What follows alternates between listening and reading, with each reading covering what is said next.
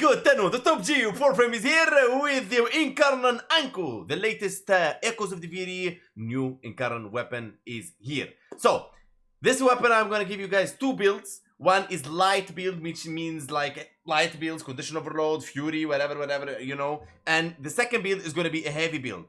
I'm gonna tell you, and then after that, which one is my favorite, and you're gonna feel which one is actually better. Let's get going. Alright, we're using light so we don't boost the weapon in any way. No eclipse, no archon shards, boosting the critical damage of the weapon.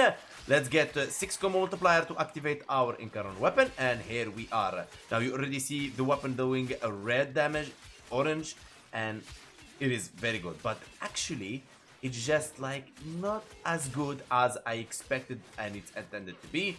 Because I believe, and you're going to see, this weapon meant for more slow-paced, heavy attack builds. And don't worry, you don't need 12 combo to do that. So, if I just do one heavy combo on this guy, you'll see what I mean. Okay? So, let me show you the first build. Boom, boom, boom, bada boom. Here we go. So, we're going to be using Stalking Fan, Blood Rush, Condition Overload, Weeping Wound, Sacrificial Steel, Primitive Strike, Organ Shatter, Fury, and Private Fury, and Vicious Frost. Now, if you have a Riven with Toxin, you're gonna replace Fever Strike. If you have a Riven with Cold, you're gonna replace Frost. And if you have a Riven with Attack Speed, you're gonna replace Primitive Fury. Now, since we're using Condition Overload, for the Epitaph fans that don't get upset, we're gonna be using Epitaph to introduce the weapon as its priming version. Now, if you're a new player and you don't know what priming is putting layers and layers and layers of stats into the enemy to boost the condition overload and to weaken those enemies. So we have more time to do that. Status duration from Ogre Seeker and secondary encumber to put more status into the enemy. Let me show you and introduce that for you how to do it exactly. So let me put the weapon into Incarnon form again. There we go, weapon Incarnon form active. Now all you have to do, here you go, priming the enemies, and then you go into them and you're gonna slash the death out of them like Reaper. Look at that. Boom, boom, boom, boom. They doesn't stand a chance as much as the enemies are primed.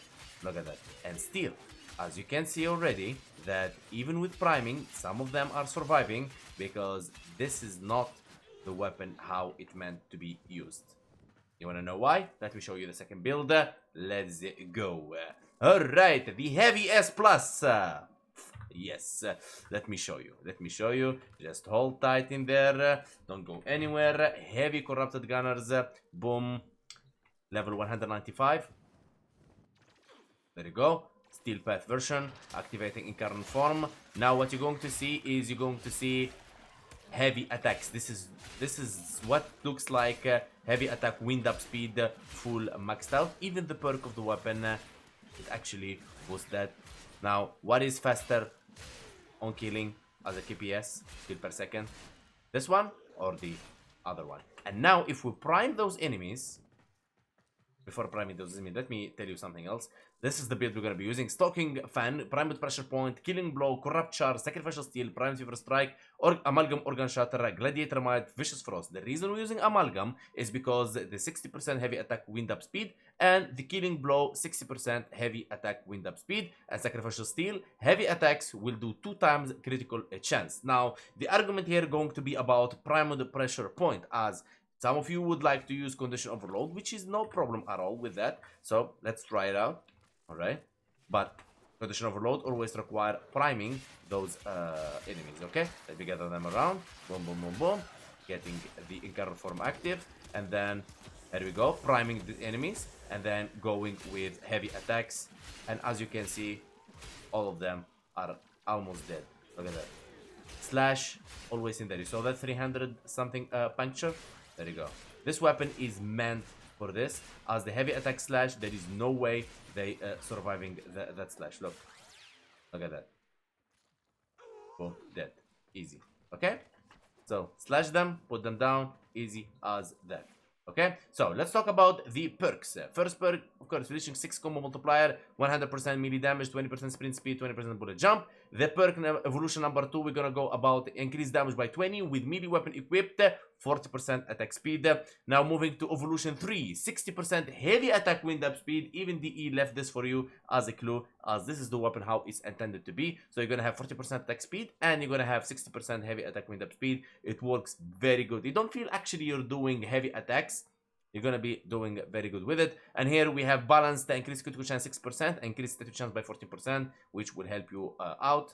And of course, we're gonna be using the corrupt charge for initial combo, and you are ready to go. So by this, we come to an end to this video. I'm gonna tell you guys, if I'm using this weapon, I'm gonna use the second build. I'm gonna give this weapon 6 out of 10 rating.